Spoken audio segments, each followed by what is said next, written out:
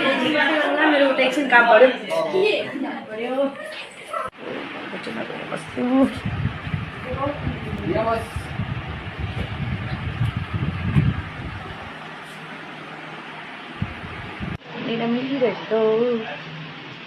काम ल्याउनु भएको थियो ए होइन नि बाबा मैले यहाँ बजार जाँदाखेरि बाटोमा भेटेको थिएँ ऊ अङ्कलहरूलाई त्यहाँ अङ्कलहरूले सोध्नुभयो यहाँनिर बिहा गर्ने केटीको लायक कोही छ भनेर भन्नुभयो त्यहाँ मेरो दिदी पनि अलिक राम्रै छ भनेर चाहिँ यहाँ घरमा लिएर आएको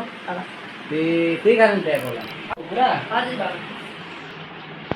हजुर हजुर यहाँ त बुढो भइसकिसक्यो बिहा गर्दैन गभर्मेन्ट काम गर्छ तर नि बिहा गर्दैन खोइ के हो यो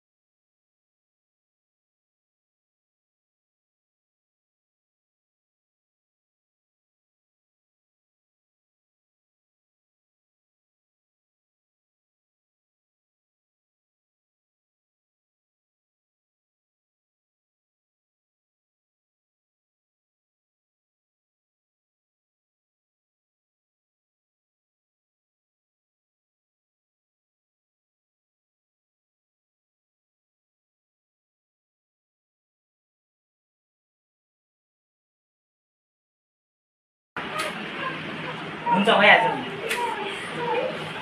मान्छेहरू हेर्न आउनुभएको छ तिम्रो नि उमेर भइसक्यो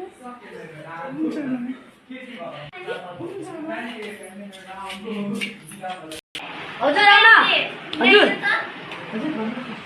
बाबालाई गएर छोरी च्यारी भइसक्यो भन्नु पनि जान्छ ए हुन्छ ए अब छोरी ल्याउँदा हुन्छ भइसक्यो छिटो ल्याउनु लाउनुहोस् न यस्तो हेरिदिउँ हामी ए भाइ जाँदा भित्र गएर दिदी लिएर आइज दिदी हाम्रो उहाँ त आयो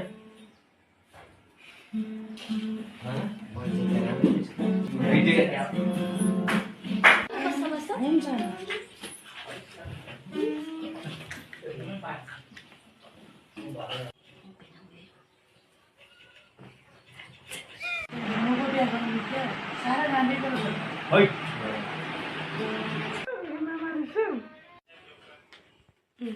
ओहो धेरै राम्रो नि हौ कुरा मिल्ने भन्छ लैजाउँ है लैजाऊ उयो चिया लिएर आऊ त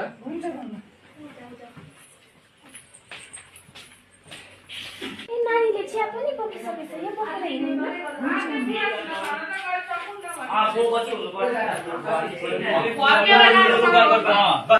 यहाँ राखिदेऊ न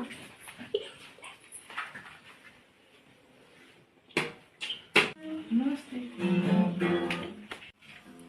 के लिनुहोस्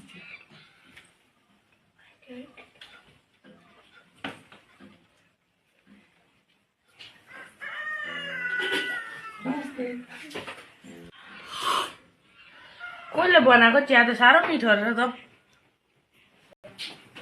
छोरीले नि मेरो काममै बस्दिनु ल बुढो